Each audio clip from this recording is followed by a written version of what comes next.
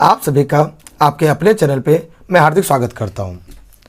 रोज की तरह आज कुछ महत्वपूर्ण क्वेश्चन के साथ मैं आपके बीच फिर से उपस्थित हूं। रेशियो प्रपोर्शन पे आधारित हम क्वेश्चन सीरीज स्टार्ट किए हैं।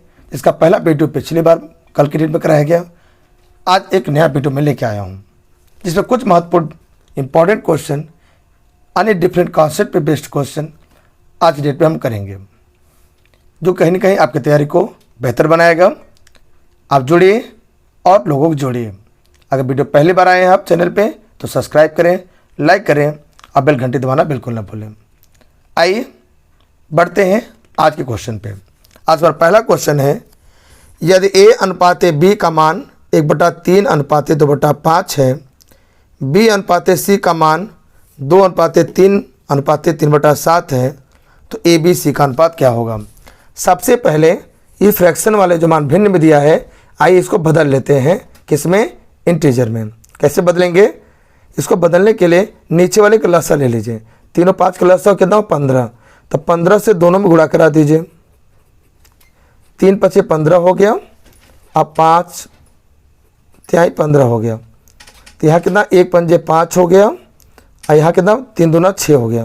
तो यहाँ अनुपात हो गया 5:6। इसी प्रकार यहाँ पर भी 3 और 7 का लसा 21 होता है। 21 से गुणा करिए, दोनों में करिए। 3 7 21 और 7 21, तो 7 दूना 14 हो गया। यहाँ पे 3 3 9 हो गया। अब ध्यान दीजिए, 14 और 6 को बराबर करना है तो लसा लेंगे तो 42 होगा।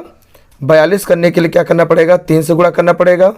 यहाँ 7 से करेंगे, पहले में करेंगे तो दूसरे में करेंगे, और यहाँ 3 करें तो यहाँ 3 से करेंगे। तो कितना हो गया? तो हमारा पहला हो गया 35, दूसरा कितना हो जाएगा? 7 6 42। ये बी का ही मान है, ये बी का ही मान है। देखिए 14 42 और यहाँ 9 3 27। तो ऑप्शन नंबर हमारा ए यहाँ पे करेक्ट हो जाएगा। आइए बढ़ते हैं बिना लेट के अगले क्वेश्चन पे। एक बॉक्स में 1 रुपये 50 पैसे और 25 पैसे के 280 सिक्के हैं। प्रत्येक प्रकार के सिक्कों का मूल्य 8:4:3 के अनुपात में है। तो 25 पैसे के सिक्कों की संख्या क्या होगी? आइए ध्यान दीजिए, उनका जो मान का अनुपात है वो कितना है? 8:4:3 है। माने उनकी संख्या देखा जाए तो 1 रुपये के सिक्के तो 8 रुपये में 8 ही होंगे, और 50 पैसे वाले सिक्के अगर 4 रुपये में देखेंगे तो 8 मिलेंगे। साथ ही साथ अगर 25 पैसे सिक्कों को देखना चाहते हैं तो 3 रुपये में देखा जाए कितना हो जाएगा? 4 से 12 सिक्के होंगे, क्योंकि 1 रुपये में 4 ठो होता है। अब ध्यान दीजिए, सबका अनुपात इसको जोड़ लीजिए। 8 8 16 और 16 12 कितना हो गया? 28। तो हमारे अकॉर्डिंग उनका जो संख्या का मान 28 होना चाहिए। अब प्रश्न में कितना दिया है? 280 दिया है। मन 1 का मान निकालेंगे तो 10 हो जाएगा। हमसे 25 और सिक्के पूछ रहा है, तो 25 और 12 हैं, तो 1 का मान 10 है, तो 12 का मान कितना होगा? 12 × 10, आंसर होगा 120। ऑप्शन नंबर डी यहाँ पे करेक्ट हो जाएगा। इस प्रश्न में ए और बी के मासिक आय का अनुपात 9:8 है और उनका मासिक व्यय का अनुपात 7:6 है। यदि प्रत्येक प्रतिमाह 8,000 रुपये बचाते हों तो उनका मासिक आय का योग कितना होगा? ध्यान दीजिए, उनका आय 9:8 है, व्यय 7:6 है। अंतर कितने का? देखिए 9 से 7 के 2 का अंतर है। यहाँ भी 8 6 गया तो 2 का अंतर है। समझ रहे हैं आप? 2 का अंतर है। अब देखिए ध्यान दीजिए, ये जो अंतर है यही तो इनका क्या हुआ? व्यय हुआ। 9 रुपये कमाते हैं, 7 रुपये खर्च करते हैं, वही बचत है। तो इस 2 का मान कितना दिया है? 8,000 रुपये। तो 1 का मान कितना होगा? 4,000 रुपये। हमसे पूछा क्या है? उनके मासिक आय का योग। तो कितना कमाते थे वो? 9 और 8 मैंने कितना कमाते हैं? दोनों मिला के योग 17 हो जाएगा। 17 का मान पूछ रहा है, तो 17 × 4,000 करेंगे तो कितना? 17 चौका 68,000। तो ऑप्शन नंबर डी यहाँ पे करेक्ट हो जाएगा। संख्याओं का अनुपात 4:5 है। या दोनों संख्याओं में 4 की वृद्धि होती है तो अनुपात 5:6 हो जाता है। तो दोनों संख्याओं का योग क्या होगा? 4:5 का अनुपात है, 4 की वृद्धि करने पे 5:6 हो जाता है। 4 की वृद्धि करते दोनों में, 4 4 की वृद्धि करते हैं तो 5 हो जाता है। इसमें है कितना है? 1 का अंतर है, यहाँ भी 1 का ही अंतर है। अब देखिए क्या करना चाहिए, 4 की वृद्धि हो रहा है और माने 1 का अंतर है और 4 की वृद्धि है, तो 1 का मान किसके बराबर हो गया, 4 के।